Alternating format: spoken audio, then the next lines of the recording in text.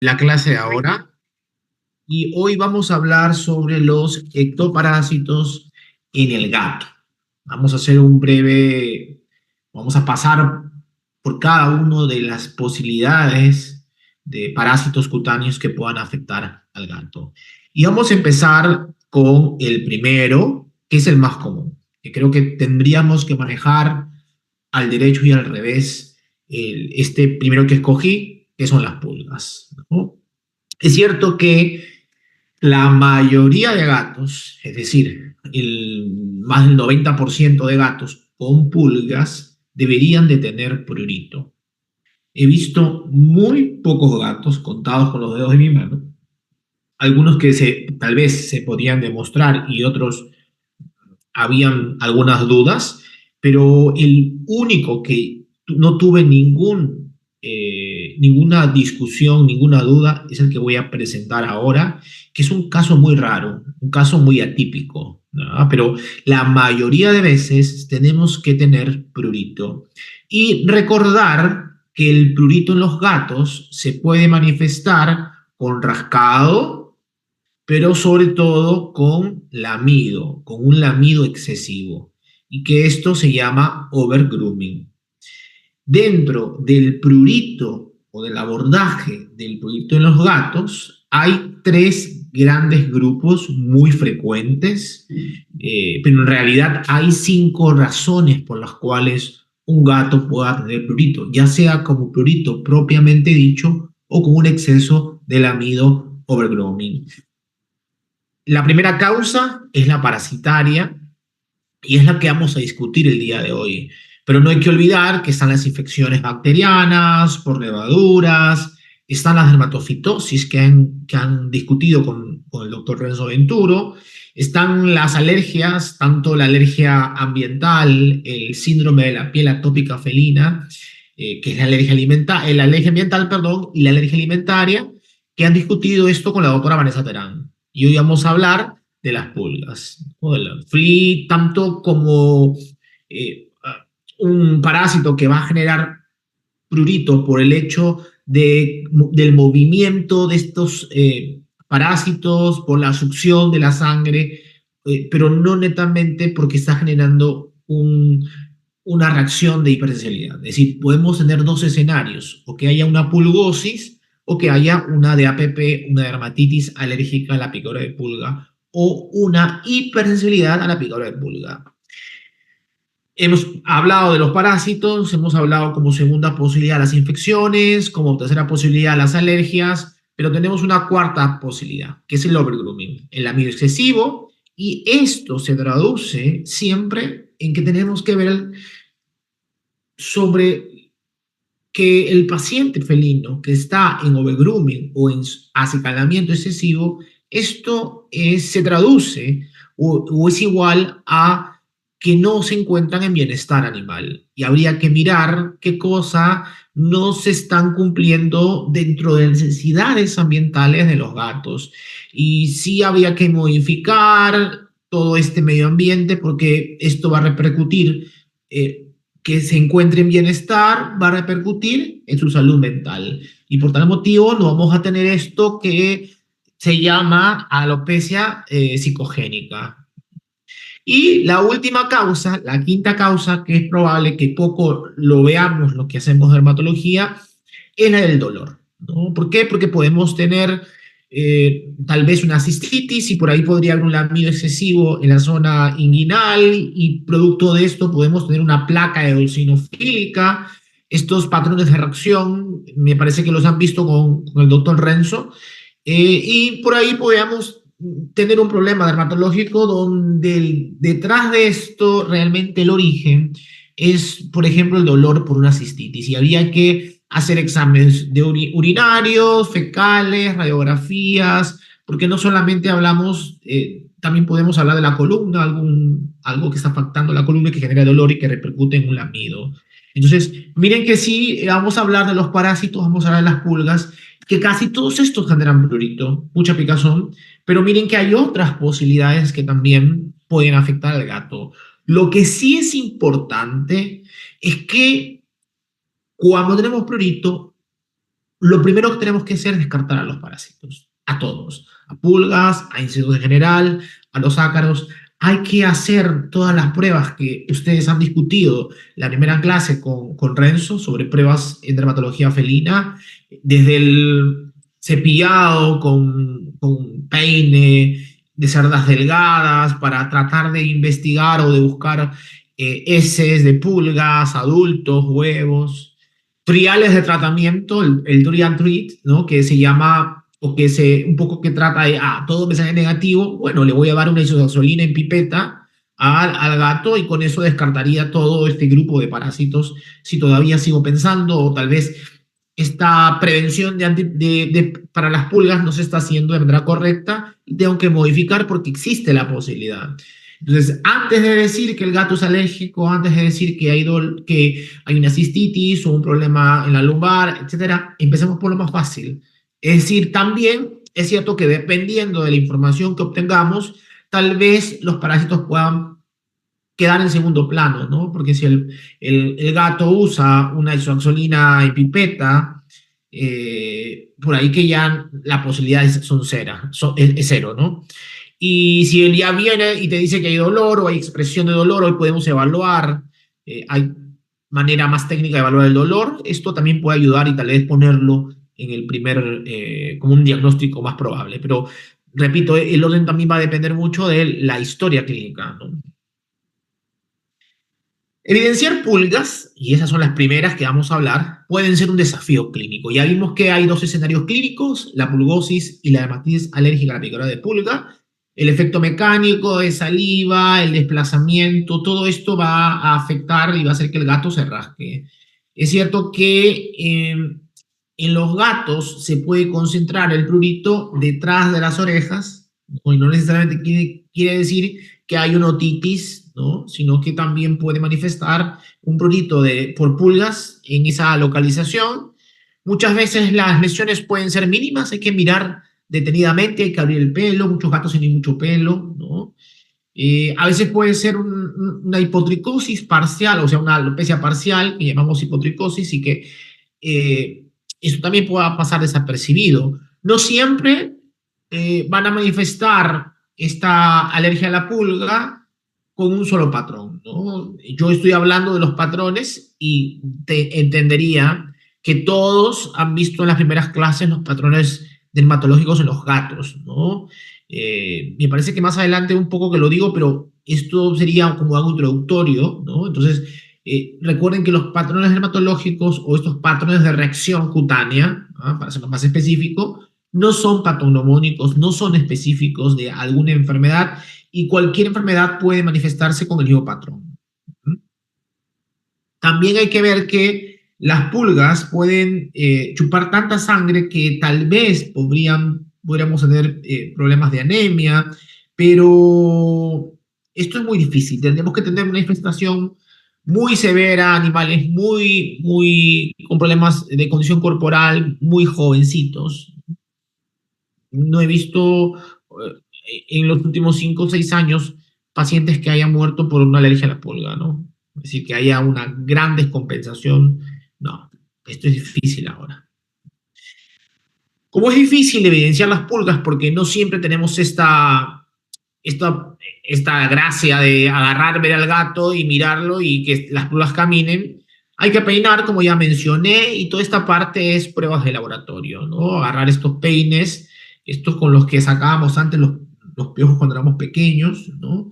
Y todo este contenido colocar en una hojabón, en un papelógrafo y mirar tanto las pulgas adultas y tal vez de repente las heces. Acá hacer la prueba del papel mojado para que cuando tenga contacto con las heces se genere como estas cometitas, ¿no? Este rojo ladrillo que es muy específico, muy típico de las heces con pulgas cuando entran en contacto con el agua.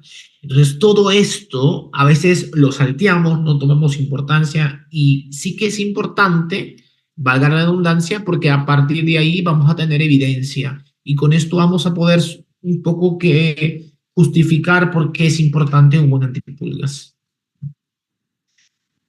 Es cierto que en una alergia a la pulga esperamos un cuadro clínico atípico, ¿no? Un cuadro clínico que no es, o una posibilidad es que encontremos un cuadro que no sea el que estamos acostumbrados. Y la otra posibilidad, y le voy a corregir acá porque está mal, es que sea un cuadro clínico típico, es decir, el del libro, ¿no? El que vemos el libro y decimos, ah, es que es una alergia a la pulga. Y otra posibilidad es que sea un cuadro que me confunda porque pueda estar mimetizando otra enfermedad. No sé por qué se borró, pero ahí lo coloco para cuando les mande las diapositivas. Ya está. Un cuadro clínico típico, si queremos ponernos a ver en el perro, un poco haciendo la comparación perro-gato, sabemos que un cuadro clínico típico es aquel perro que tiene la alopecia en la zona dorso-lumbo-sacro. Y por ahí algunos perros podrían tener una dermatitis facial. ¿Ah? Esto, si lo trasladamos a los gatos, no existe. Este cuadro clínico típico que esperaríamos encontrar en un perro y que es fácil, porque cada vez que tenemos una alopecia en la zona dorso-lumbosacro decimos, ah, esto puede ser. Pero en el gato, ya lo mencioné, tenemos el prurito de cabeza y cuello. Tenemos la dermatitis miliar, que es esta de acá. Tenemos la alopecia simétrica y el complejo granuloma eosinofílico. Estos cuatro. Prurito de cabeza y cuello, dermatitis miliar, alopecia simétrica y complejo eosinofílico. Es decir, el perro o el gato en este caso puede manifestar con cualquiera de estos cuatro patrones de reacción. Y ninguno, como ya lo mencioné, es patognomónico de ninguna enfermedad. Es decir, yo puedo tener un paciente alérgico a la pulga que esté manifestando su alergia a la pulga con prurito de cabeza y cuello, con dermatitis miliar, con alopecia simétrica, con complejo granuloma eosinofílico. Puedo tener un paciente alérgico con prurito de cabeza y cuello, con dermatitis miliar, o con alopecia simétrica, o con granuloma eosinofílico o complejo granuloma eosinofílico. Sí que por ahí, mientras el gato tenga dos patrones de reacción, nos alejamos de una dermatofitosis, por ejemplo. Nos alejamos un poco de, no sé, de una foliculitis bacteriana, una piodermia. ¿Ah? Cuando tenemos dos o más de dos y el gato se está rascando, hay que pensar que esto podría ser una alergia, ¿no? Hay algún autor por ahí que dice que en las alergias siempre encontramos dos o más patrones, pero eso también es algo anecdótico, no está demostrado científicamente. Y ese es el caso, digamos que sale un poco de lo típico, ¿no? Del cuadro, es decir, no tenemos un cuadro típico como el perro, un patrón que me haga a nivel cerebral decir es alergia a la pulga, sino tenemos estos cuatro patrones de reacción.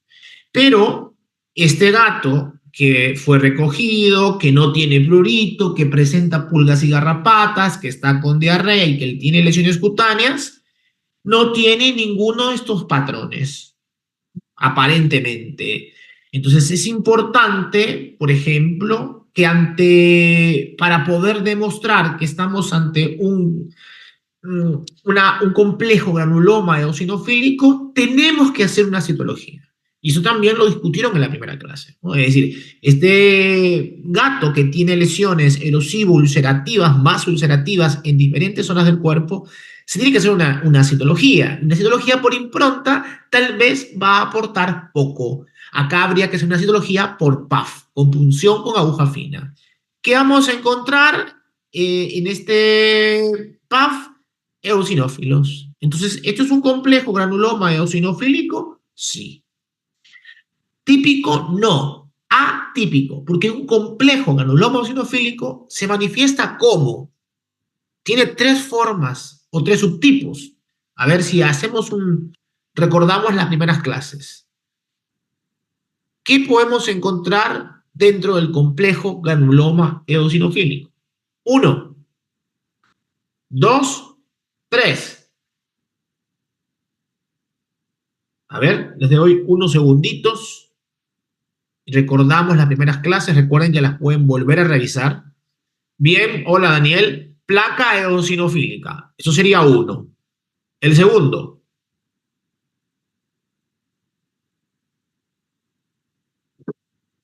úlcera indolente. Muy bien. Y el tercero,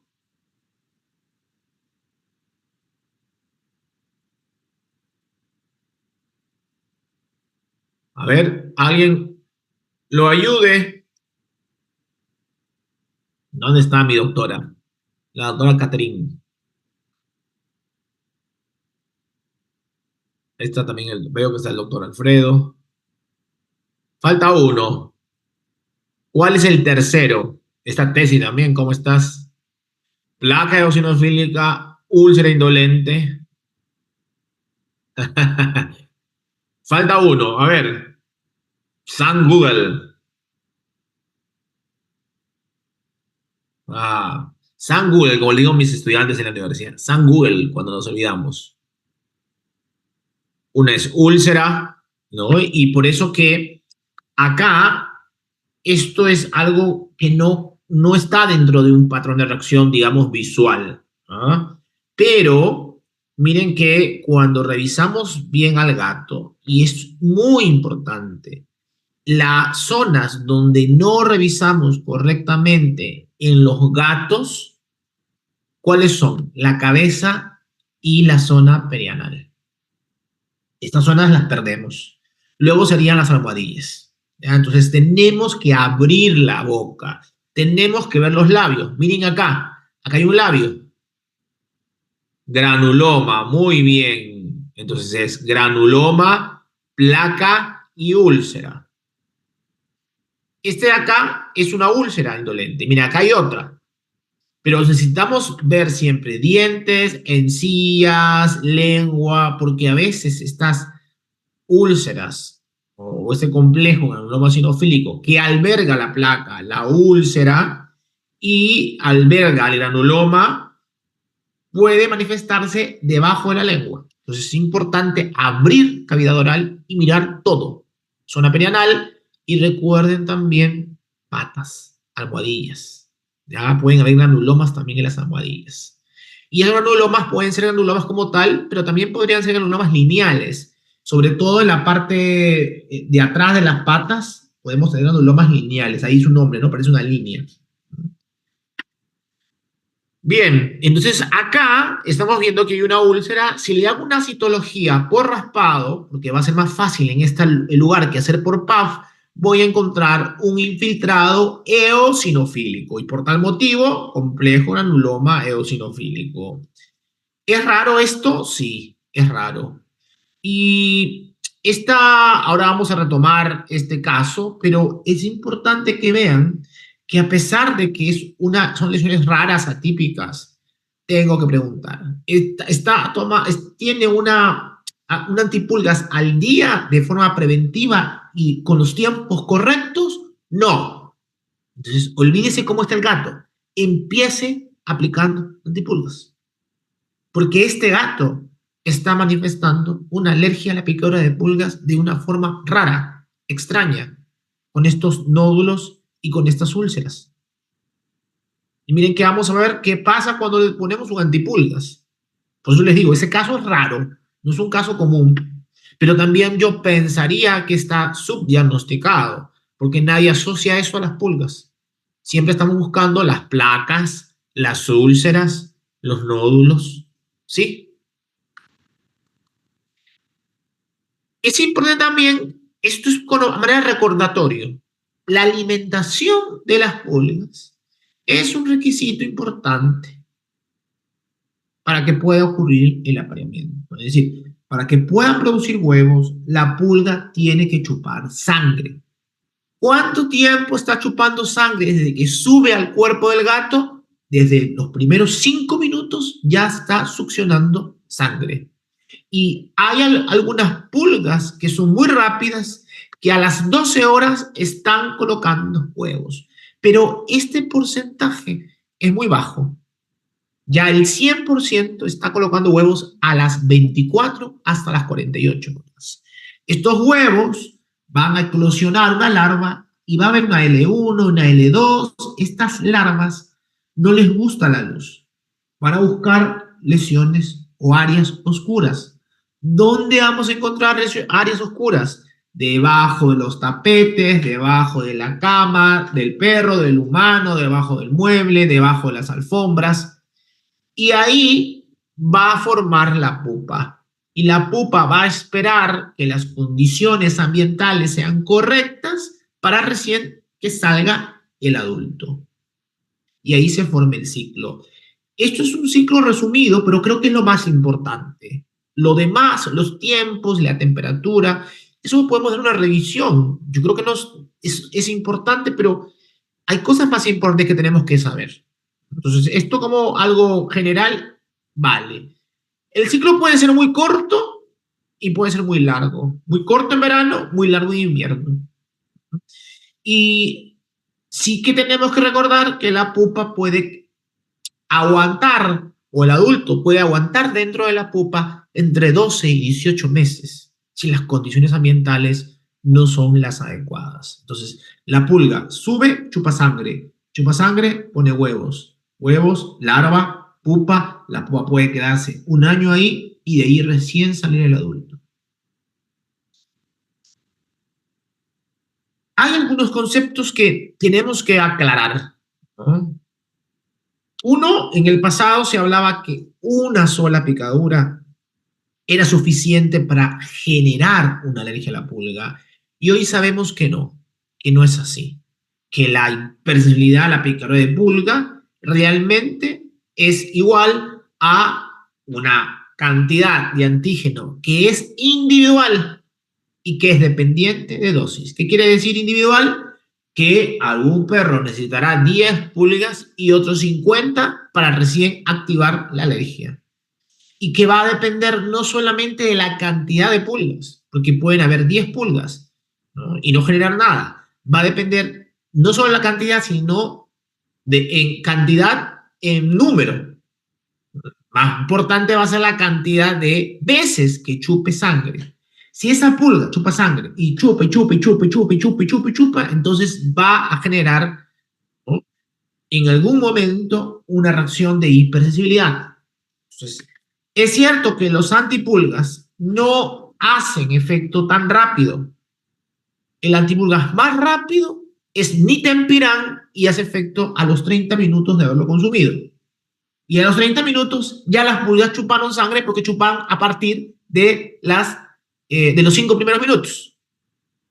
Los demás antipulgas demoran entre 8, 10, 12, 20, 24, 48 horas. Entonces es difícil que eviten que la pulga chupe sangre. Entonces, no, repito, el problema no es que chupe sangre, sino que esa misma pulga chupe determinadas veces, N veces. ¿Las pulgas son contagiosas? Sí, pero no estamos tan convencidos que un gato adquiera pulgas de otro gato por traspaso directo. En este estudio que está acá abajo, lo que hicieron fue agarrar un gato pulgoso y lo pusieron en una habitación con otros gatos que no tenían pulgas, y lo que esperáramos, eran dos gatos, lo que esperáramos es que ese gato pulgoso le pase sus pulgas al gato no pulgoso. Sin embargo, después de 48 horas de estar juntos los gatos, el movimiento de pulgas del hospedero infestado al no infestado fue solamente de 3.7%. Es decir, es difícil que cuando la pulga ya se estableció en el gato, está feliz porque está de vacaciones, está chupando sangre, está comiendo rico, está de fiesta, pase y se tome el riesgo de ir donde un gato que no sabe cómo la va a pasar. Entonces, ¿cómo adquiere un gato? Lo más común es que lo adquiera de una pupa que había en el lugar donde para el gato y que por ahí ha salido un adulto y ha subido al animal. Esa es la forma más frecuente de que un animal adquiera las pulgas. Otro gran problema que tenemos con las pulgas es que la gente, mientras no la ve, no quiere tratar al gato.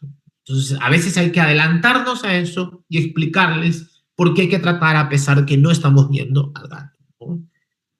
Eh, sí que mientras el gato sea alérgico versus un gato que no sea alérgico, que solo esté infestado, hay una gran diferencia. Y en esta revisión clínica se discute un poco, ¿no? Es decir, en un gato no alérgico le pusieron 100 pulgas y luego de 22 días se encontraron el 22% de esas 100 pulgas.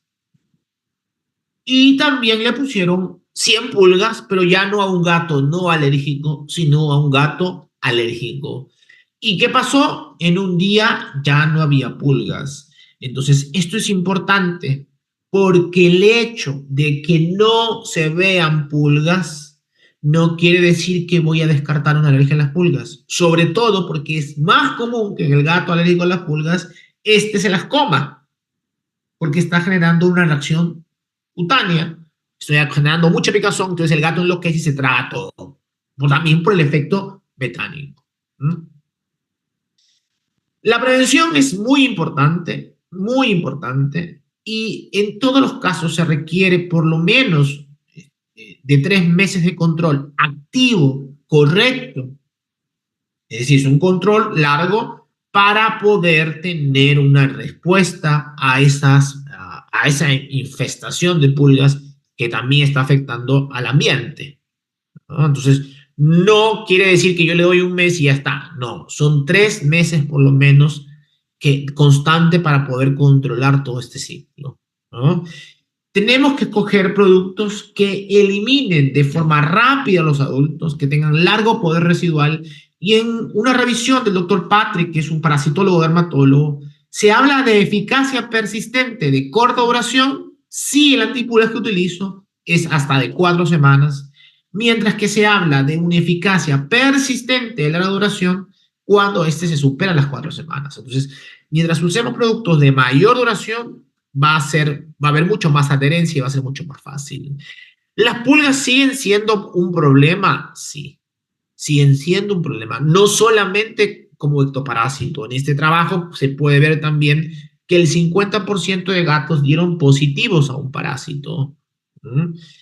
Eh, y que todavía seguimos teniendo pulgas. Esto es en Europa. En Perú seguimos teniendo, y es probable que en toda Latinoamérica sigamos teniendo pulgas.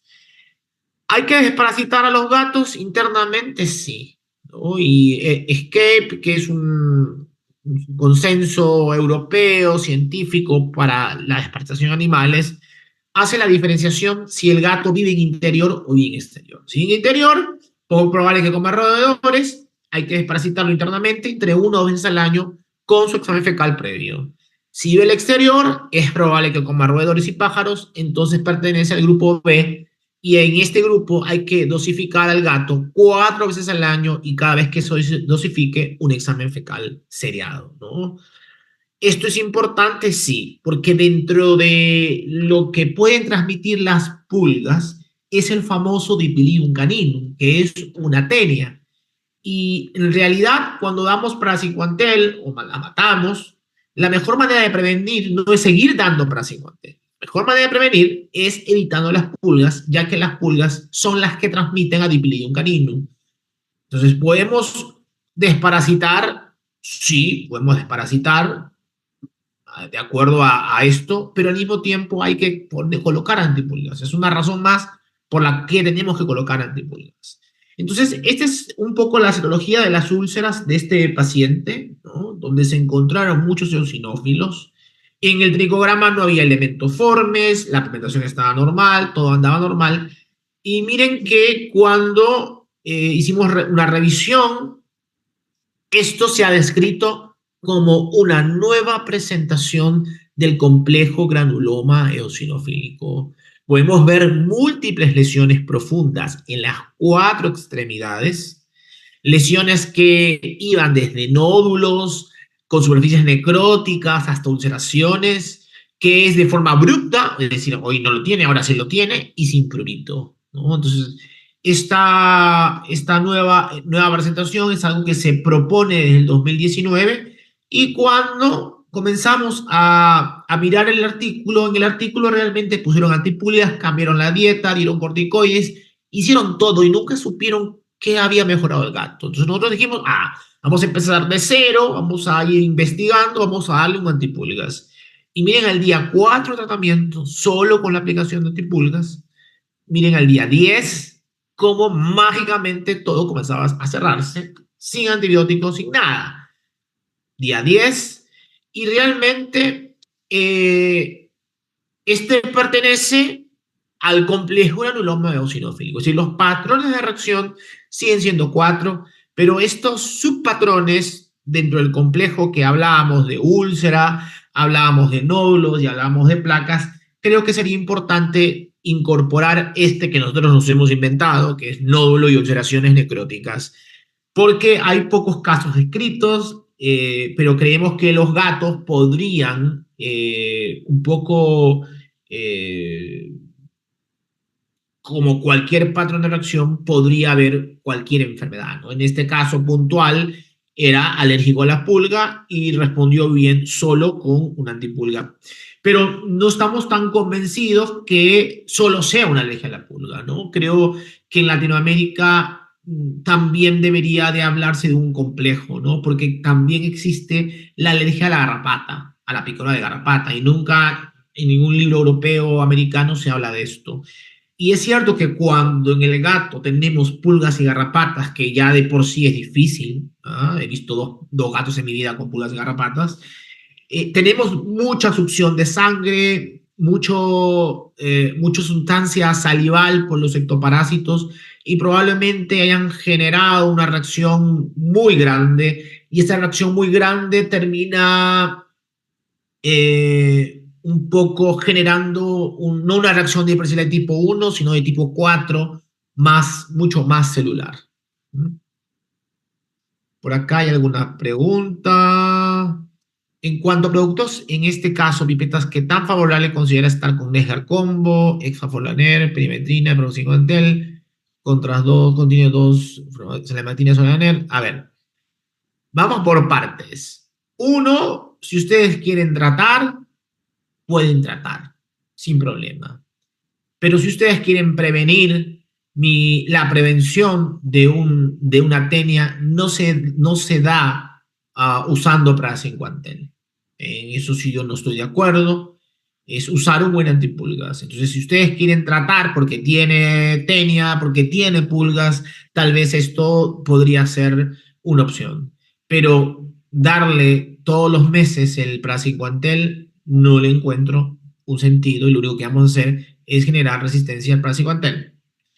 En el caso del Revolution Plus, ¿podría ser una opción la Selamectina y el Solaner? Sí, podría ser una opción. Podría ser una opción. No, en ese caso, no estaría mal. Yo creo que sí. No sé si respondí tus preguntas. Mi doctora Loreina. Y miren el día 30 de tratamiento, cómo cerró todas las lesiones. Eh, y lo mismo que mencioné hace un rato, ¿no? Busquemos antipulgas que se puedan utilizar de manera preventiva.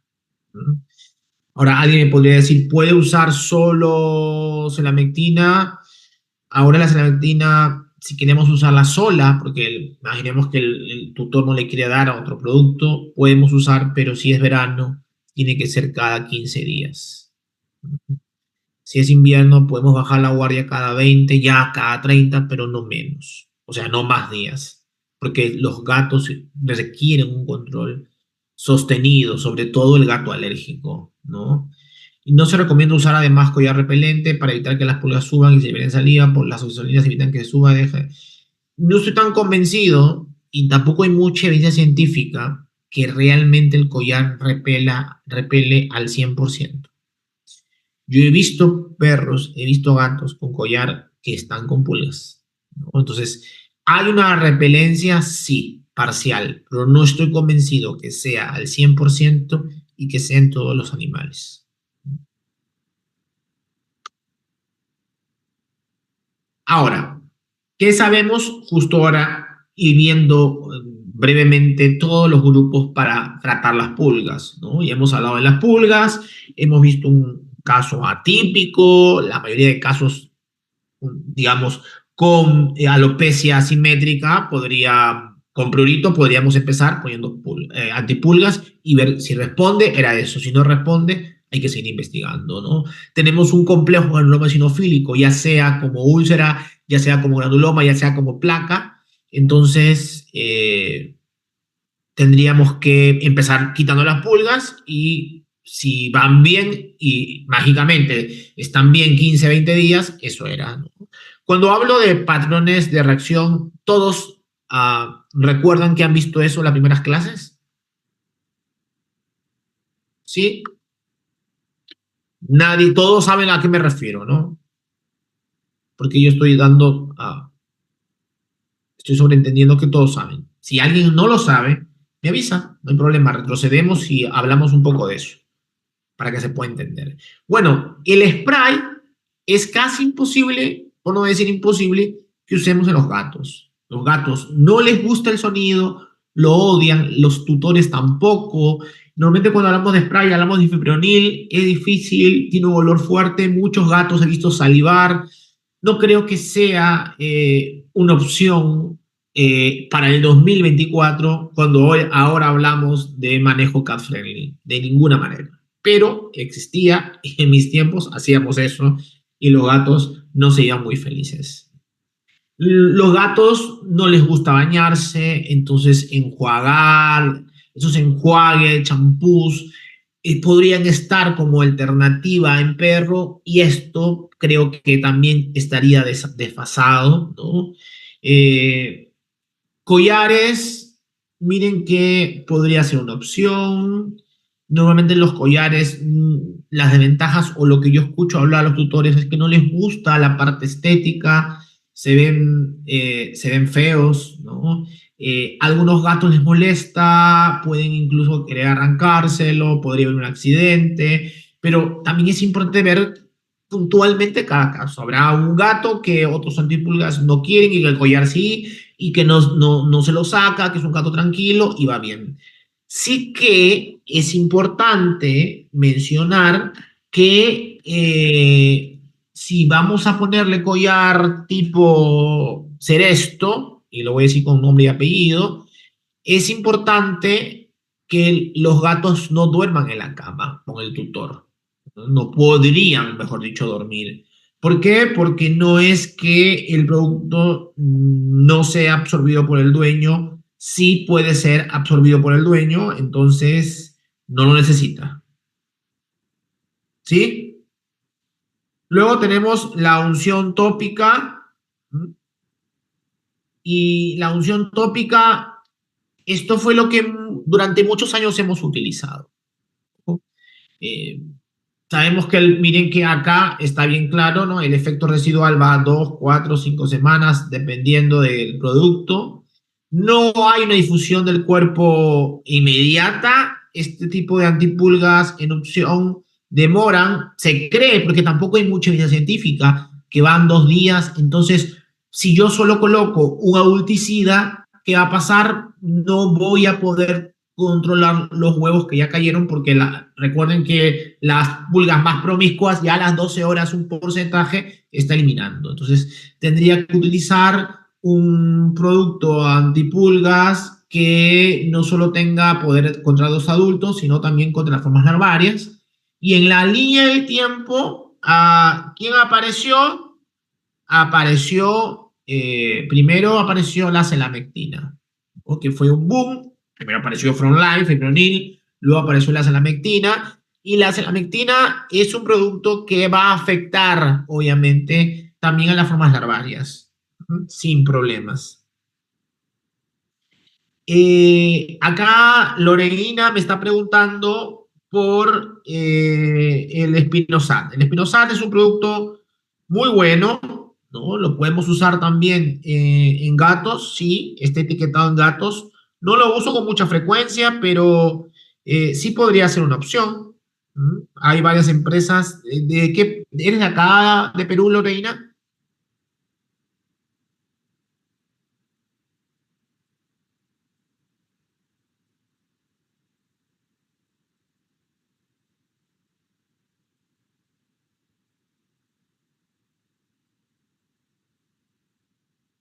¿Eres de acá?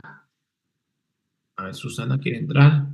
Sí que, uno, el gran problema del Spinosad es que necesitamos que el animal tenga 14 semanas para poder utilizarlo.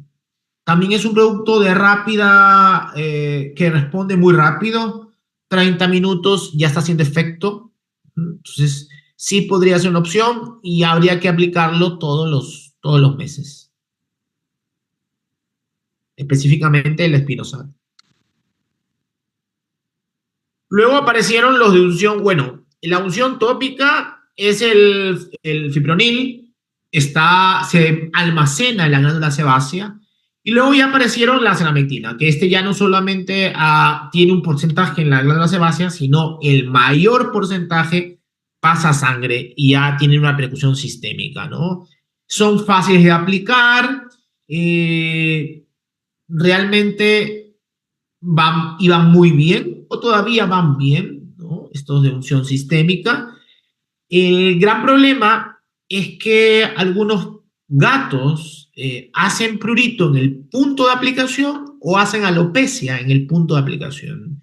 Nosotros hicimos una encuesta hace algunos años y preguntamos si esto era notado por el tutor a los que utilizaban emulsión sistémica. Y realmente creo que fue entre un 7-8% de tutores que indicaron que veían esta alopecia en el punto de aplicación.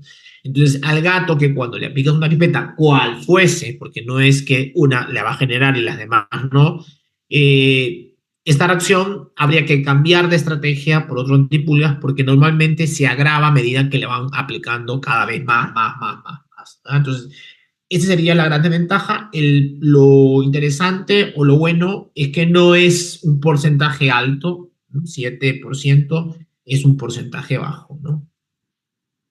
Y bueno, luego aparecieron los orales, que se han etiquetado para el perro, tanto NexGard, que es el Afoxolaner, el Suralaner, que es Bravecto, ¿no? El Sarolaner, que es Simparica,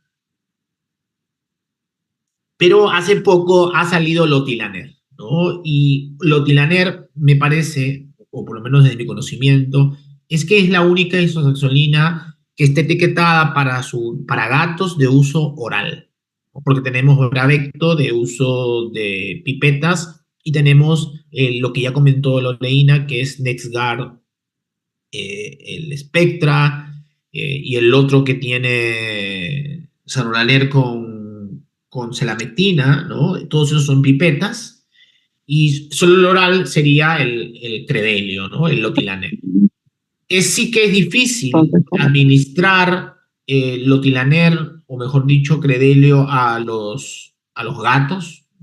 Antipulias orales para mí es sumamente difícil, entonces casi siempre lo que utilizamos son de unción sistémica y algunas ocasiones muy puntuales los de los collares, ¿no? Sí que hay también un par de estudios al comienzo, porque cuando salieron las isoxolinas para perros, no habían pipetas, solamente habían orales. Entonces, por ahí alguien utilizó una isoxolina oral de perro en gato y se publicaron una serie de casos indicando que funciona muy bien, que teníamos muy buena respuesta a los ectoparásitos. Sin embargo, no está etiquetado. Es decir, ¿puedo agarrar un Nesgar y darle a un gato? Sí. Peso, dosis y no hay problema. Pero hay que conversar con los tutores porque si pasara algo, no por el producto, sino que en el tiempo puede suceder algo. Puede una cistitis, por otra razón, le van a echar la culpa a que usaste un producto que no estaba etiquetado o que no decía para los gatos. Entonces es muy importante la comunicación y siempre adelantarnos a los tutores, antes que los tutores vean algo que después ya no suena igual, ¿no? Y en este libro de Kieran Nolly, un poco que hace repaso sobre los antipulas que hay allá en Europa. Acá, esto se los voy a compartir, ¿no? Entonces tienen la edad mínima de uso, por ejemplo, si vamos al frontline, necesitamos que el animal tenga 8 semanas. Si se va a usar el frontline combo, que tenga 8 semanas, ¿no? Miren que acá en el combo sí tiene efectos contra el crecimiento de insectos, o digamos dentro de las otras formas larvarias. Cuando dice no, quiere decir que no va a tener el efecto, y cuando dice yes, quiere decir que sí, ¿no? Entonces, miren que acá está el Broadline, ¿no? Que también tiene fipronil, metopreno, eprinomectina, praziquantel, es spot on, y la edad mínima es de 7 semanas. Y lo mismo, Advantage, que lo tenemos, Advocate, ¿no? El Revolution, en otros países se conoce con otro nombre, ¿no? Y acá está el Revolution Plus, ¿no? Que mencionaron. Acá está Spinosat, tabletas. Y sí que acá, miren que hacen la salvedad de con alimento. ¿Por qué? Porque se requiere de alimento igual que Floalener para mejorar su absorción. Ujú. Acá está Bravecto Plus, Flualener, 9 semanas, Credelio, Nordilaner, tabletas, ojo con comida, 8 semanas, ¿no? Y acá está el Capstar Nitempiran, activo 72 horas, más o menos hay que estar dando cada 72 horas. Se puede dar a partir de la cuarta semana. Entonces, miren qué pasa si el paciente tiene menos de 4 semanas. Ninguno de esas opciones podríamos colocar a estos gatos, y lo único que podríamos colocar es el Frontline, el fipronil en spray. Acá no está el spray, pero el spray se puede aplicar de los 2 días de nacido. Esa sería la única opción. Si el paciente tiene menos de 4 semanas, tiene 4 semanas exacto, solo podemos usar Capstar ni Tempiran. Tiene 5, podemos usar solo Capstar. Tiene 6, podemos utilizar Revolution. Tiene, miren que arriba no hay más. Tiene 7, Vectra Felis. Pero me parece que acá en Perú hay otro nombre, pero también tiene Dinotefuran y Periproxifen. Y ahí pueden ver a las 8 semanas, a las 9, a las 10. Este cuadro está bonito. Y se ha estudiado mucho también, no solamente el escoger el anticuerdas correcto, porque también cada gato es un mundo aparte, hay que ver qué cosa puede ser el dueño, dónde vive, qué es lo que tiene, etcétera, ¿no? Entonces, sí que es importante saber que en ese trabajo se demostró que si el tratamiento antipulgas no era dado por el veterinario, existía más probabilidades de falla. Y esto ocurre, es que le pusimos en una tienda de mascotas y no funciona, es que probablemente cogieron mal o utilizaron o aplicaron mal el producto, ¿no? Entonces hay que tener en cuenta que la gente escoge la marca porque obviamente, o una de las primeras razones era porque estos tutores hacían caso a las indicaciones del veterinario. Así de simple. Nosotros hicimos una encuesta en el 2021 a 200 tutores, y hace una semana o un par de semanas, creo que ahora ya no es tan secreto, el día lunes, bueno, el día martes, hacen el lanzamiento oficial en Perú del Bravecto 365, que es un Bravecto inyectable. ¿No? Es un Bravecto inyectable etiquetado solo para perros. No se puede aplicar a gatos, y por eso estoy aprovechando también que estamos hablando de gatos para decir no se puede aplicar. Solo se puede aplicar para perros. No está etiquetado para gatos y dura 1 año. Si yo aplico ahora, hoy estamos, a ver, 16 de agosto del 2024, y le duraría hasta el 16 de agosto del 2023. Hay otra encuesta muy grande de 2 empresas que han hecho acá en Perú. Para los que van a ir al Dermalatán, voy a presentar ese estudio muy interesante, que lo han hecho una población de tutores muy grande y estadísticamente significativo, para que ustedes vean que coincide mucho con este trabajo tan pequeñito que hice, ¿no? Que la principal razón por la cual escogen los antipulgas los tutores, uno, es porque el veterinario lo recomendó.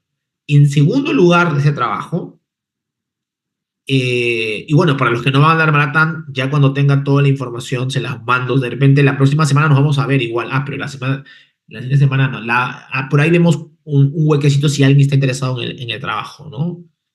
La segunda razón era porque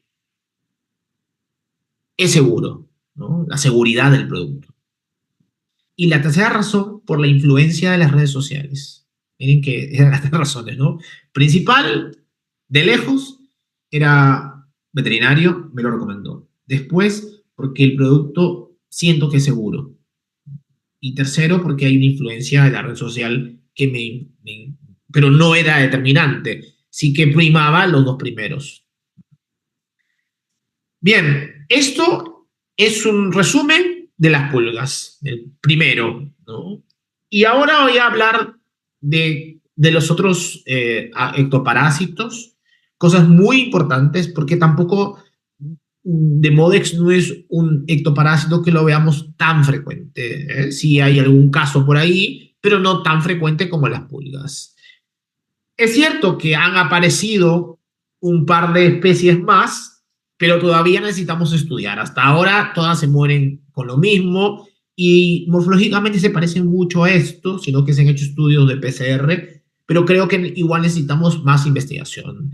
Por el momento, lo que hice en el consenso del 2020, ¿no? El consenso de estos dermatólogos, es que tenemos tres, ¿no? La primera, que es de Modescati, la segunda, que es de Modesgatoy, y este de Modes no determinado, que le paran cambiando de nombre, pero todavía no hay estudio a gran escala, ¿no? Sí nos queda claro que el CATI tiene el opistosoma, que sería desde lo que está acá rojo, esta línea, hacia la punta, es mucho más largo que este de Modex Gatoy, que es más pequeñito, que está mucho más arriba, no tanto en el folículo. Miren que este opistosoma termina en una punta cónica, entonces no hay manera que nos confundamos entre un Demodex cati y un Demodex Gatoy. Entrando a Demodex cati, tenemos dos formas, ¿no? Una localizada y una generalizada. Es cierto que el prurito puede ser variable, puede ser leve, muy leve, pero también puede ser ausente y que no exista. Y principalmente va a afectar cabeza y cuello. Esas son zonas típicas de forma localizada de Demodex cati. ¿Qué áreas? Región periorbitaria, perilabial y mentón. Y esa es una foto de una colega acá peruana que hace felinos, Karina Paz, y pueden ver, miren, lesiones muy inflamatorias que podrían pasar desapercibidas y pensar en otra cosa, pero jaló pelitos y encontró Demodex cati. Entonces, hay que buscarlo, sí, porque si tenemos, sino que no lo buscamos. Y las lesiones típicas, como pueden ver, eritema principalmente, alopecia, hay zonas donde hay menos pelo, pero podríamos encontrar escamas y costras. Y es importante que estas formas localizadas, lo que se ha visto es que son gatos afectados por asma, ¿no? Y que han sido tratados crónicamente, muchos de ellos con corticoides administrados por aerosol. Y por eso hacen estas formas solamente en cara.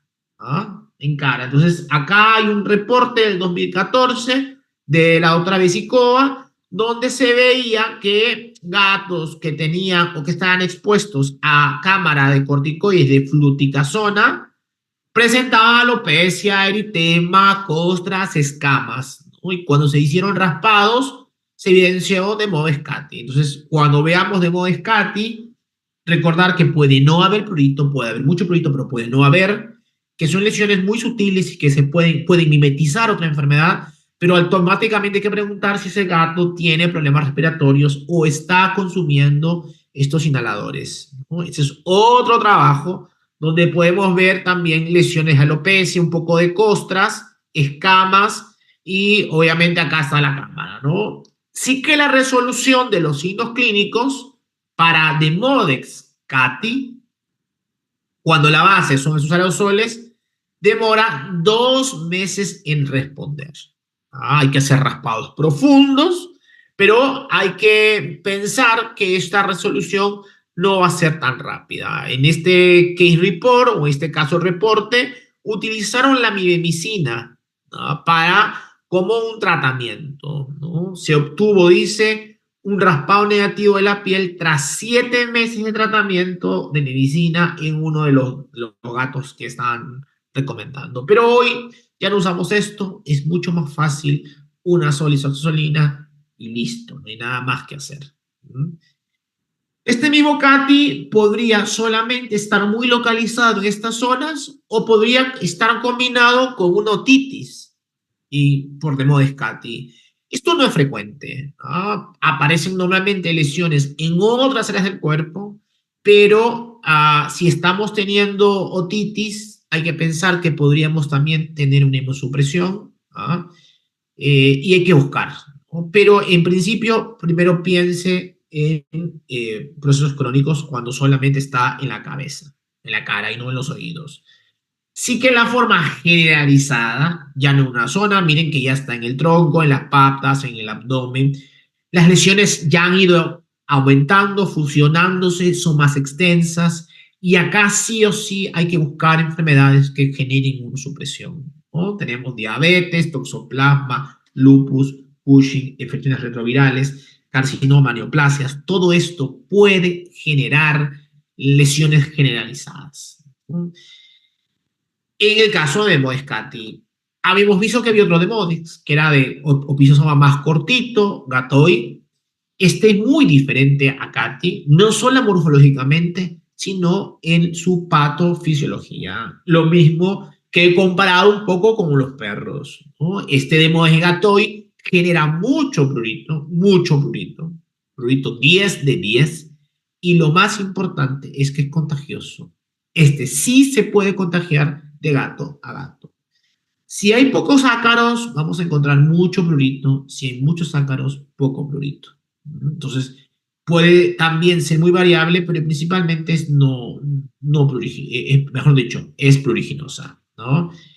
Acá, si no hay asociación a una causa de inmunosupresión, a diferente de la generalizada del CATI, y sí que la forma de diagnosticar si en CATI era a través de tricogramas y de raspados profundos como de Modex canis, acá el diagnóstico es más difícil y tal vez por eso no lo hallamos. O si hacemos raspados, estos raspados pueden ser negativos, ¿no? Y lo que hacemos normalmente es diagnosticar con heces. Es decir, agarramos, recuperamos las heces y hacemos una técnica que es muy común en gastroenterología o en parasitología, que es la técnica de flotación bueno, fecal, ¿no? ¿Por qué? Porque este gato, como genera mucho prurito, ya mencionamos que todo lo que genere prurito va a ser removido porque por el overgrooming. Esto va a generar que ese gato se lama compulsivamente, lo mismo que pasaba cuando comparábamos dos gatos, uno alérgico y otro no alérgico con pulga. El que era alérgico se tragaba con las pulgas. Igual, como genera mucho prurito, va a comerse muchas pulgas. Se las va a tragar, perdón, muchos de Modex. Y lo que vamos a tener es que estos van a aparecer al tracto digestivo y como tienen quitina no va a ser digerido y los vamos a notar intactos, ¿no? Entonces, sí que esto empezó todo anecdótico, ¿no? Porque se hacían estudios en heces para ver parásitos intestinales y se daban cuenta que por ahí habían 4 de los 246 gatos que se encontraba de Modex gatoi, ¿no? De manera anecdótica. Entonces, esta es la mejor forma de diagnosticar, ¿no? Entonces, es muy fácil, se agarran 2 gramos de heces, se colocan en un mortero, se añade agua, se homogeniza con un pilón, se filtra con un embudo y luego este contenido se espera. Lo ideal sería centrifugarlo, ¿no? Tener un solo nadante, un sedimento, eliminas el solo nadante, te quedas con el sedimento, preparas tu solución flotadora, suspendes o resuspendes todo el tubo para que casi se derrame, pones en la laminilla y luego esperas 15 minutos para que floten los parásitos y una vez que floten, ahí vamos a recuperar de Modex gatoi. Es muy sencillo, muy simple, lo pueden encontrar de manera mucho más descrita la técnica en cualquier libro de parasitología, si ustedes desean. Me parece que hay una grabación sobre esto, podemos colocarla también en la plataforma sin problemas. Pero sí que tenemos que saber que si queremos diagnosticar gatoi, esta es la mejor forma. ¿Mm? ¿Cómo tratamos la demodicosis felina? Ya sea gatoi o ya sea CATI, ¿no? No hay mucho consenso, no hay estudios a grandes casos para definir qué fue mejor, qué fue peor, ¿no? Lo que sí sabemos, estos son datos del doctor Luis Ferrer, ivermectina 0,3 miligramos por kilo, cada 24, cada 48 horas, pero este es para Gatoy. Va a ser inefectiva para Demodefelis, no sabemos por qué, lo mismo que la oramectina. Tenemos moxidetina tópica semanal y obviamente tenemos las isosaxolinas que van a morir tanto Gatoy como Cati. ¿Mm? Sí que acá, si revisamos esta otra literatura, tenemos que de primera línea están las isoxolinas, tenemos fluolener 40 miligramos por kilo, tópico cada 2 semanas, ¿no? Y como segunda línea estaría ivermectina, doramectina, tal como hemos visto, ¿no? Hay que investigar la causa de inmunosupresión, pero en CATI, porque Gatoy ya sabemos que no causa inmunosupresión, o sea, no hay una enfermedad que cause inmunosupresión. Bien, ¿qué vamos a ver como tercer parásito? El neotrombícula, ¿no? Es un parásito ovalado, largo, que muy poca gente lo conoce. Yo he visto muy pocos casos, porque eso también normalmente está en zonas donde es subtropical, ¿ah? Es decir, la selva, la ceja de selva, hay mucha temperatura y no solamente, sino que hay pastizales. Estos bichos viven en pastizales, entonces en ciudad no vamos a encontrar, ¿no? Sí que la etapa larvaria, y acá un poco que sale de lo que estamos acostumbrados, es la que genera el problema, no el adulto. El adulto está en los pastizales. Entonces sí me ha pasado una vez que he ido a Chachapoyas, mi esposa es de Chachapoyas, de un pueblo que se llama Rodríguez Mendoza, y hay pastizales, y me he echado, ¿no? Pasan las gallinas por ahí, me he echado y se me han subido unos cuantos de estos neotrombículas que comienzan a sentir que te comienzan a picar, y cuando comienzan a picar succionan sangre, y comienzas a verlos que se mueven porque se ponen rojitos, ¿no? No siempre son así rojitos, es cuando ya están chupando sangre, ¿no? Entonces, ahora he visto 3, 4 veces en mi vida. Allá sí he visto a perros, a gallinas y a todos los animales que están andando con esto. Siempre en las crestas hay unos puntitos, ¿no? Y como comienzan a vivir con ellos. Ninfas de adultos, que son los estadios, viven libremente. No son específicas del gato, ¿no? Como estoy comentando, todos los van a tener, pero si el gato anda por ahí, le va a afectar, ¿no? Y obviamente al hombre, porque ya les mencioné que me afectó. No es tan común, pero lo pongo para que vean que existe y que hay otra alternativa, ¿no?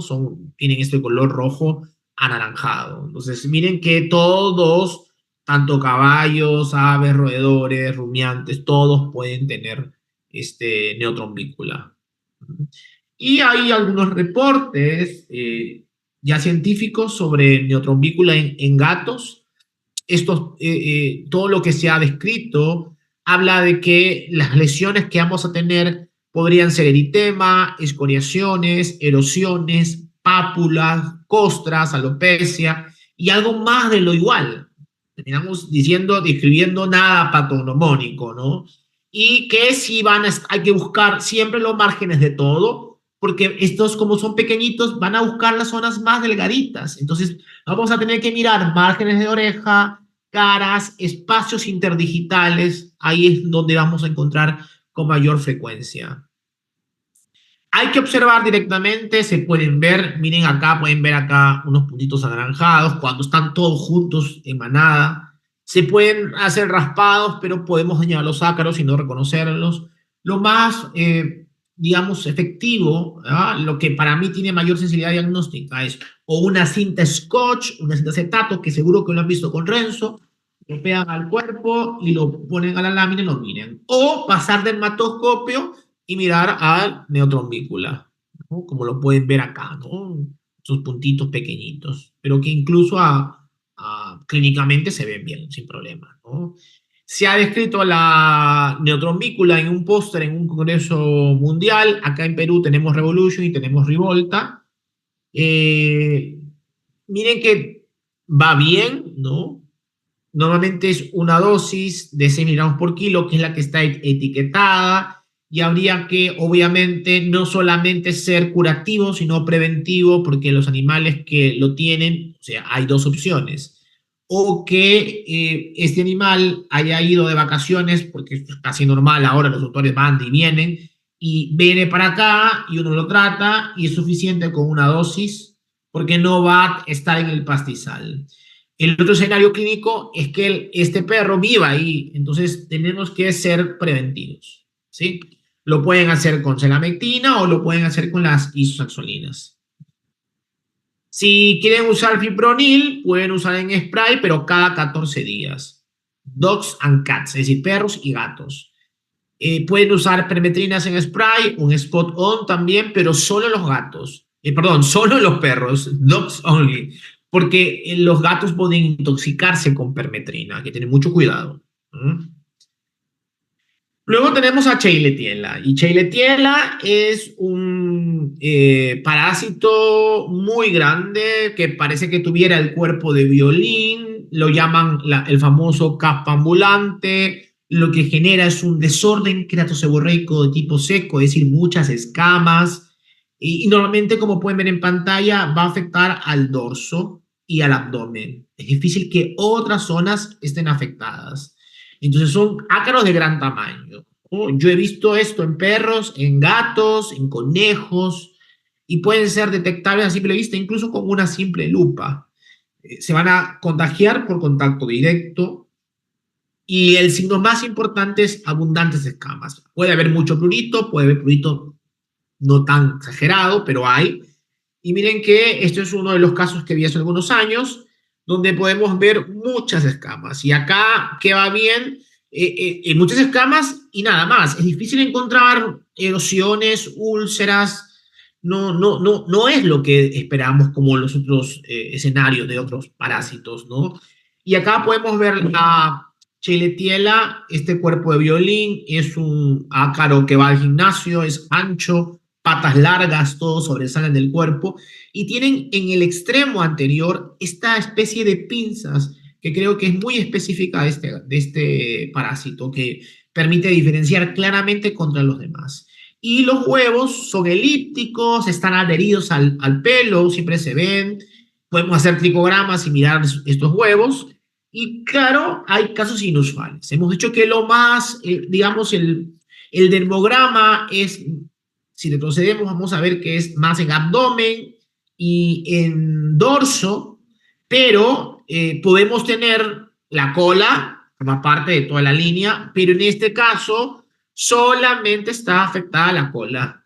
Hoy era un persa con lesiones en la cola, con un poco de escamas, no tan el cuadro clínico típico, entonces podríamos pensar en una dermatofitosis, pero sí que cuando le sacaron pelos y todo y los dueños están afectados, incluso podría mimetizar una dermatofitosis hasta en el dueño, pero lo que tenían era una Escherichia. Entonces, cinta scotch y dermatoscopía van a ser las opciones, las mejores opciones para el diagnóstico. Miren que acá tenemos un par de videos de un amigo, Cristian, que hace dermatología en Chiclayo. Y lo que yo quiero que vean, miren la Escherichia. Esto no es un dermatoscopio de última generación, es el chino, pero aporta, porque miren cómo vemos acá, esta es la Escherichia que está moviéndose, ¿no? La famosa caspa ambulante. Me parece que esto era de un conejo, este video, y miren por acá abajo, acá. Entonces, en dermatoscopía se puede ver, sí, se puede ver. Incluso ahí se podría hacer un zoom con la misma, con ese mismo dermatoscopio, ¿no? ¿Cómo tratamos? Podemos tratar con selamectina, podemos tratar con fipronil, con ivermectina, todo esto les va a llegar en PDF. Y puede ser fluranenel, cualquier isoxolina. Yo creo que hoy en día no hay un problema con el tratamiento. Hay muchas opciones. El tema es saber que existe, ver formas usuales, inusuales, conocer los parásitos, las formas y reconocerlos, ¿no?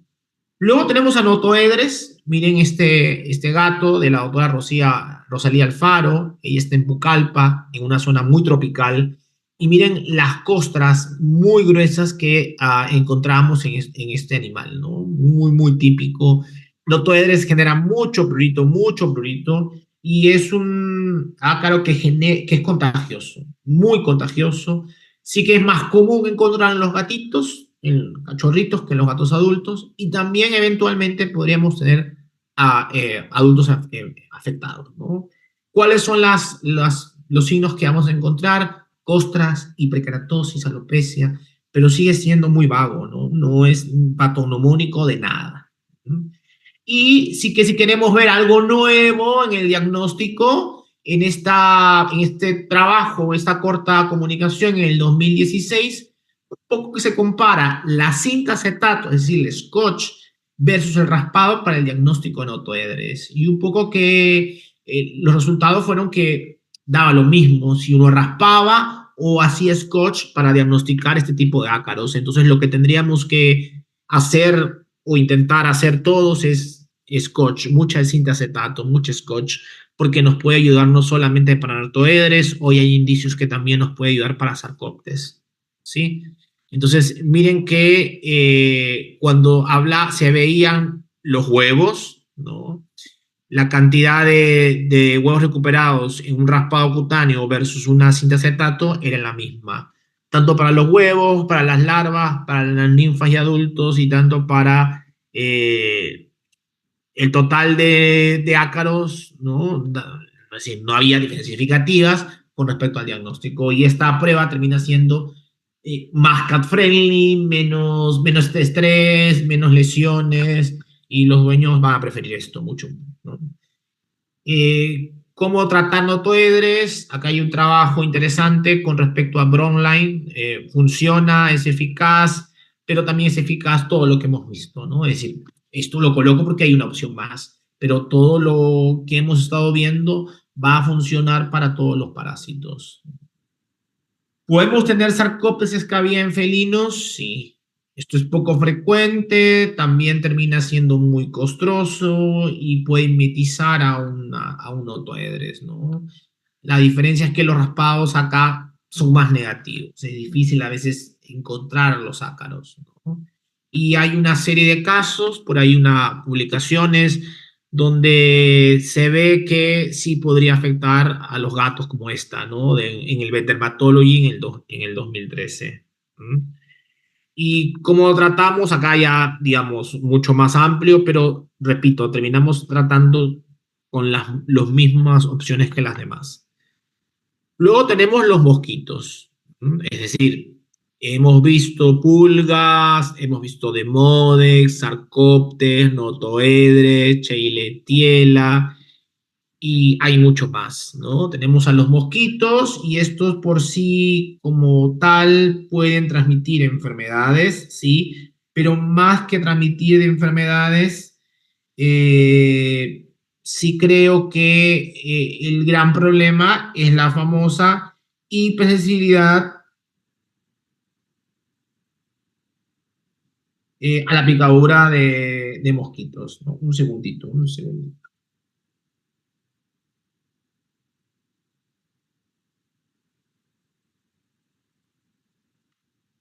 Y ahora sí, perdón que me estaban llamando ya. Y hace algunos años se demostró esta entidad porque un gato le picaban, no sabían por qué aparecían lesiones, porque estas lesiones que aparecen en la hipersensibilidad picadora de mosquitos es muy nasal, ¿no? Es muy hecho en todo ese puente nasal, a veces en patas, en punta de orejas, es muy típico. Entonces, ¿qué hacían? Al gato lo llevaron a otro lugar donde no había nada, lo encerraron y el gato mejoraba solo sin ningún problema. El gato lo regresaban a la casa, al lugar donde estaba jardín, y otra vez aparecía, ¿no? Y así descubrieron que realmente eran los mosquitos. No sabemos si realmente el nombre es correcto, porque podría haber otro ectoparásito tal vez que también podría generar, ¿no? Pero ya luego eh, esto se demostró sometiéndolo a mosquitos, ¿no? Pero ¿podría haber otros? Sí, podría haber. Sí que tenemos que buscar la manera de controlar los mosquitos para poder también controlar la enfermedad. Entonces, muchos de ellos van a estar en estas estructuras, por ejemplo, esta llanta ahí donde se está guardando agua, o en floreros, o en recipientes de agua que no están tapados. No solamente por los gatos, porque podríamos tener otras enfermedades que también transmitidas por vectores, chikungunya, el dengue y otras cosas, ¿no? Entonces, es importante, principalmente, que vamos a encontrar en estos gatos: pápulas, placas, eritema, pero lo más importante es que esto es de manera, hace una hora no lo tenía, ahora lo tiene, y brilla, ahí está, ¿no? Y está costroso. Eh, es importante, no tiene un curso lento de día a día, sino es así de un día para otro o de horas. ¿Mm? Sí que podemos dar un poco de prednisolona. Miren que acá se ha descrito para esta enfermedad prednisolona. Si no funciona, dexametasona o metilprednisolona o triamcinolona, pero empezar con prednisolona. No necesitamos ir dosis muy altas, con 1 miligramo, 1,1, 1,2 miligramos por kilo es suficiente, ¿no? Necesitamos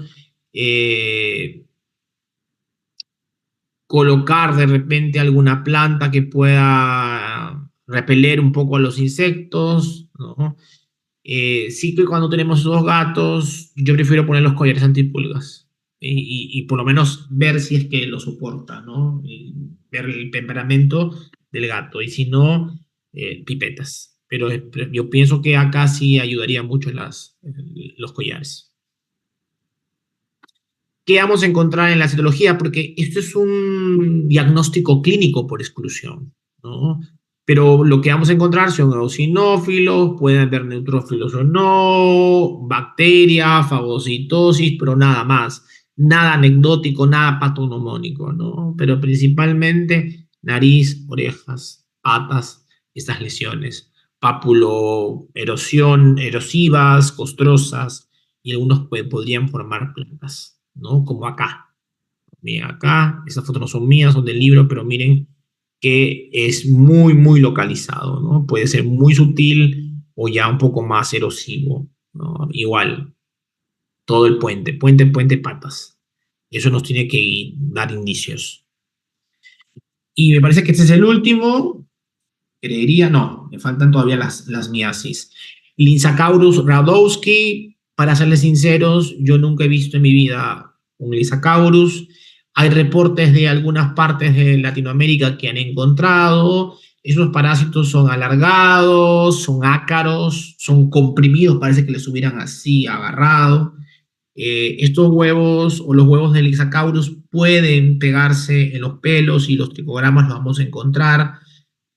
¿Cómo hacemos el diagnóstico? Examen microscópico de pelos, pero en este trabajo principalmente que se publicó en el Veterinary Dermatology, se pudo ver o se pudo comparar el uso de cinta adhesiva con tricogramas para saber cuál era mejor, ¿no? Entonces, de 86 gatos silvestres que tenían Lysacaurus, podrán identificar con cinta 75 gatos versus con tricorama 56. Entonces, este trabajo y unos cuantos más demostraron que la cinta acetato va a tener una sensibilidad diagnóstica mucho más alta que la de tricograma. Entonces, hagamos cinta, es lo mejor, como estamos viendo en varios trabajos, y sí que estamos un poco comparando o queremos diagnosticar Lysacaurus, vayamos a las zonas caudales del cuerpo, ¿no? Porque estas serán más propensas de ser positivas. Zona perianal más afectada, ¿no? Miren, ahorita regreso, pero quiero que vean un poco las fotos de los libros. Esto puede mimetizar ¿qué cosa? Un gato con cualquier cosa. No es patognomónico, nos va a confundir, por eso la dermatología de felinos es más protocolar. Empiecen descartando parásitos, hagan citacetato, hagan citología, hagan tricograma, hagan dermatoscopía, hagan raspados, hagan todo, porque hay que descartar. Todavía tienen dudas de una isoxolina. ¿Mm? Pero en ese otro trabajo se pudo ver que respondían esta serie de casos de 11 gatos con selamectina 2 veces, con un intervalo de 14 días, y luego mantener mensualmente, ¿no? Entonces, si la selamectina le va bien, las isoxolinas van espectacular, ¿no? Y un poco que cómo se manifestaban en este otro trabajo de esta serie de 11 gatos, habían alopecias en los muslos, zona perianal, cabo lateral, base de la cola, sacro, abdomen, muy parecido a lo que ya habíamos visto, ¿no? Entonces, gatos infestados con este ácaro podrían ser similares a una alergia a la pulga, o por lo menos confundir nuestro cerebro. Entonces, es importante hacer estas pruebas y tomar en cuenta que el Isacaurus puede estar en Perú y nadie lo diagnostica, ¿no? Que yo no creería que no está, hay que buscarlo. Y eso es un poco de cómo es, ¿no? Uno tal vez lo ve y dice, no, esto no es nada, ¿no? Pero sí está como que comprimido, ¿no? Tiene esta placa esclerada, ¿no? Que es muy típica, o un escudo esclerosado, que es muy típica de este parásito, ¿no? Y tiene una cabeza un poco más triangular, más puntiaguda, ¿no?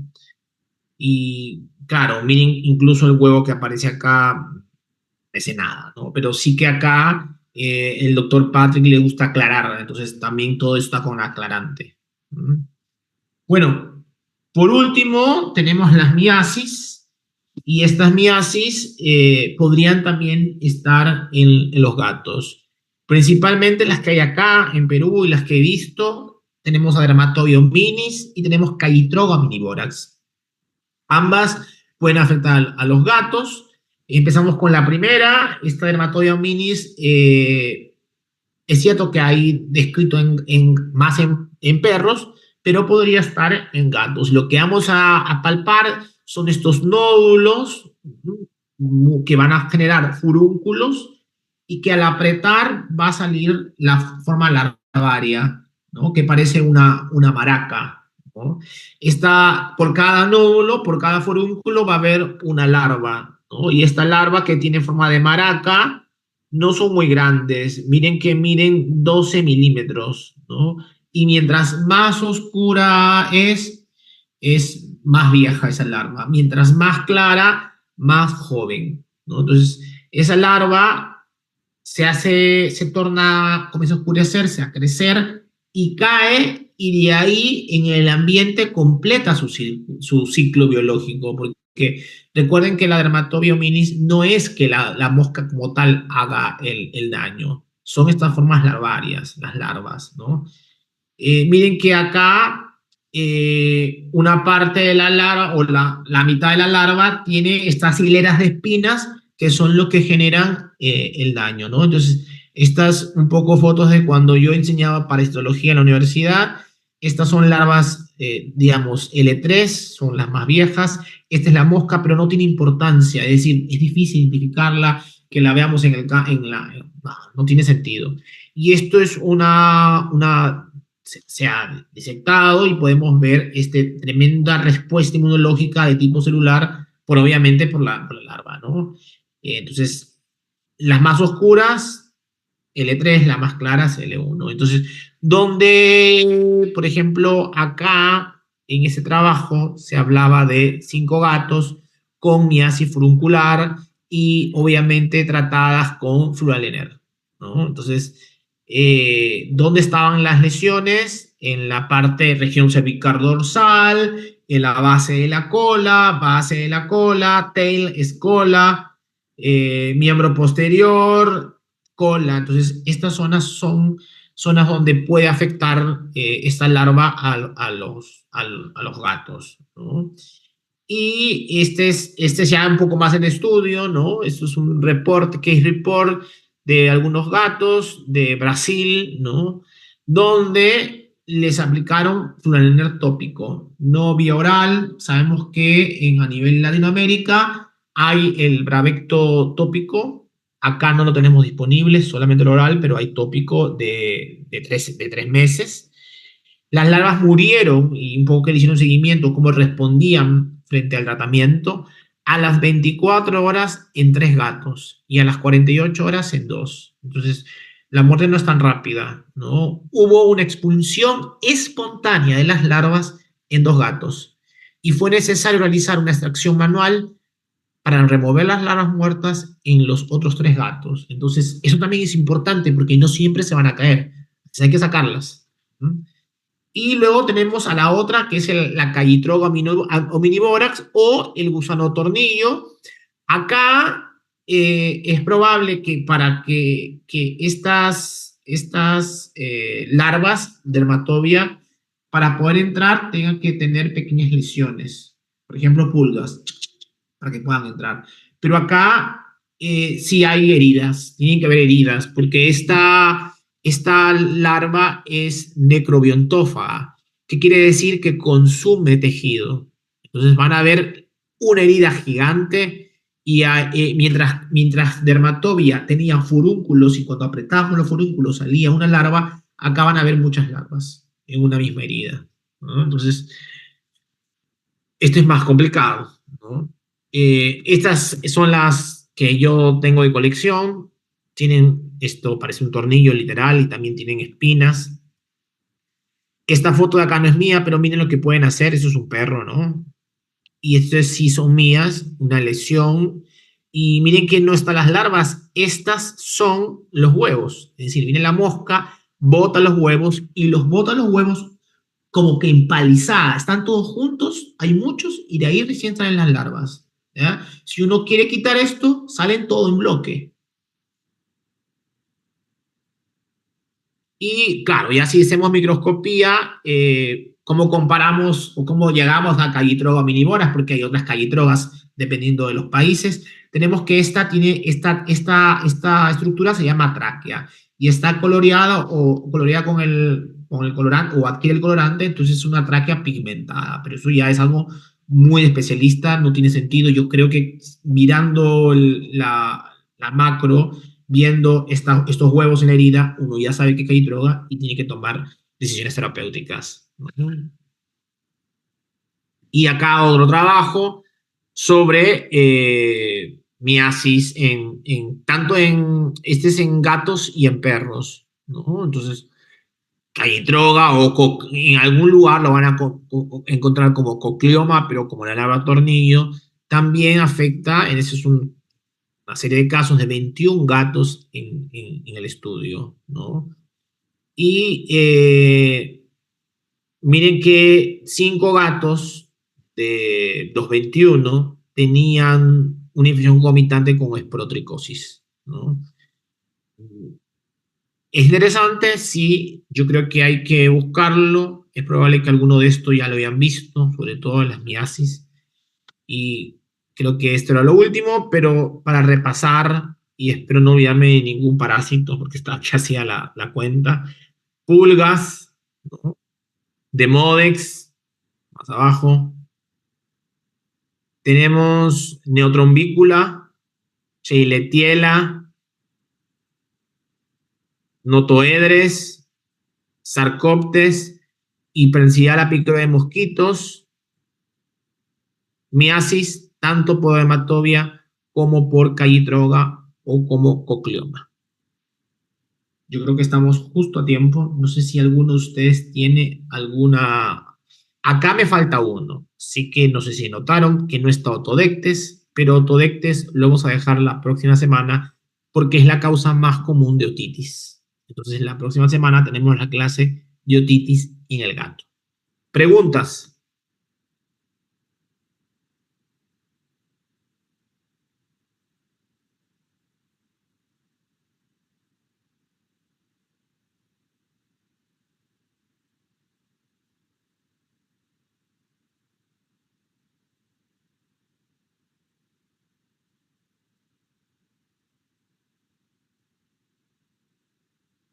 Hola, Catherine. Espero que hayan aprendido algo.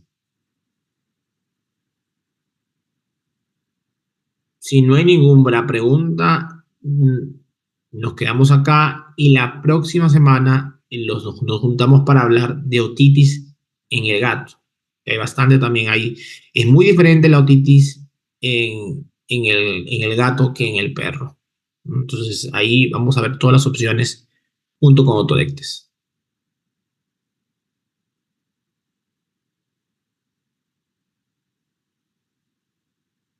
Listo, Daniel. Un abrazo. Nos vemos el... Hola, Alfredo. Un abrazo. Nos vemos el viernes a las 8 de la noche para hablar de otitis.